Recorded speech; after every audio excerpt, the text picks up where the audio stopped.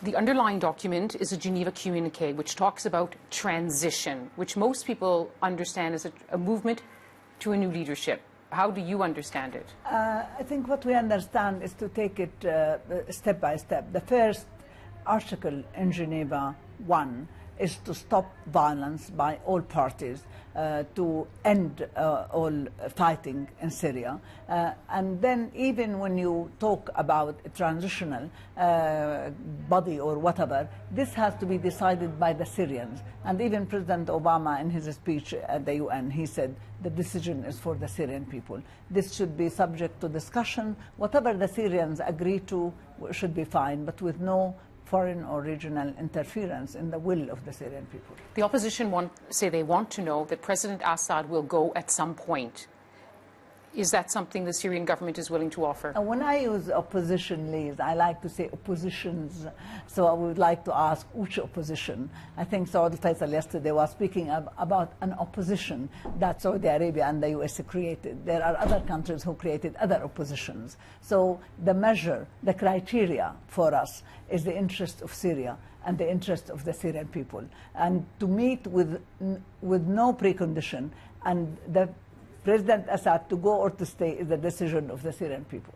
But if some Syrians continue to insist that it must be clear that at some point in the transition, President Assad will go, is this something that the government is willing to commit to get the process started, to get the talks started? Well, President Assad said many times that the only way he would deal with this is through the will of the Syrian people, through elections or through, the ballot box or through referendum. So I don't know why when the West speaks about its own democracy, speaks about elections, when they speak about Syria, they want to decide in Geneva and on behalf of the Syrian people what the Syrian people want. What we would like to do is to end this crisis, this violence in Syria, and then to allow the Syrian people to express their will and to decide the future of Syria. That's what we hope to achieve. If you are calling, and President Assad has called for an end to support to the opposition, what about the military financial support that the Syrian government gets from outside? Well, we didn't need that help from outside, and I don't know what help are we having from outside. If we hear the sound of shelling here as well. I know, if we didn't have this horrid crisis that has been created really by external forces, and so once you stop the violence, once you stop the armament into Syria, I think everything else would take its course easily. So the government would be willing to do what it's asking the opposition to do, stop its external support? There's not a single We've seen opposition. military. That's the problem. No, but for the government, because I have seen myself Hezbollah fighters on the ground helping the Syrian army. Would that have to stop as well?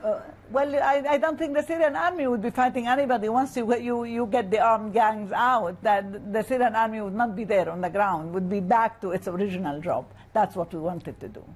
Does the Syrian government understand that to make peace there has to be compromises in order to share power?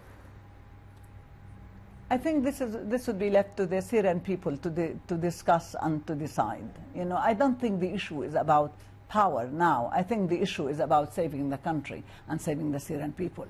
That's the utmost priority. Power comes next.